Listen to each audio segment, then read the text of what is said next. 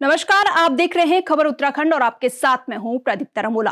Pauri Lok Sabha seat पर अंकिता हत्याकांड चर्चाओं में है। ऐसे में पत्रकार आशुतोष नेगी, जो शुरुआत से ही अंकिता हत्याकांड का मामला उठाते आ रहे हैं, उनके चुनावी रण में उतरने से टक्कर और भी तगड़ी हो गई है। बता दें कि उत्तराखंड की 5 लोकसभा सीटों पर 19 अप्रैल को चुनाव होने हैं। इन 5 सीटों में से एक सीट पौड़ी गढ़वाल की भी है, जो पिछले 2 सालों से चर्चा में रही है, जिसकी वजह अंकिता भंडारी हत्याकांड है।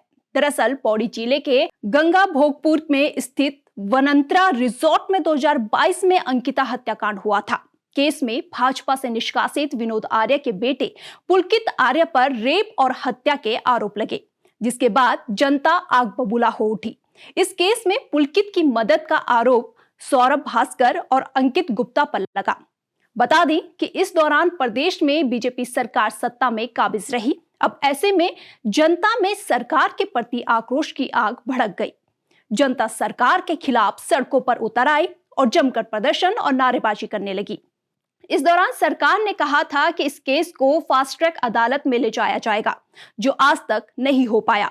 हालांकि आरोपी सलाखों के पीछे हैं और केस अदालत में गतिमान है, लेकिन जनता इस कार्रवाई से संतुष्ट नहीं है, क्योंकि इन आरोपियों पर आरोप लगे थे कि किसी वीआईपी को एक्स्ट्रा सर्विस देने से मना करने पर इन तीनों ने अंकिता हत्याकांड को अंजाम दिया था।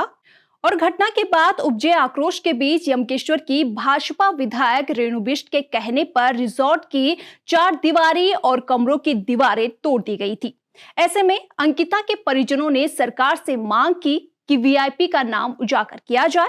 साथ ही मामले को दबाने का प्रयास करने वाले यमकेश्वर की भाजपा विधायक रेणु बिष्ट और यमकेश्वर के तत्कालीन उपजिलाधिकारी के खिलाफ कार्रवाई की जाए।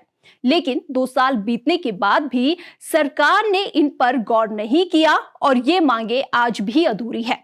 अब जब सरकार चुनने की बारी आई है, तो पौड़ी की जनता किसे चुनती है, यह एक बड़ा सवाल है, क्योंकि 18 सितंबर 2022 की उस घटना को याद कर आज भी लोगों की आंखें गीली हो जाती है।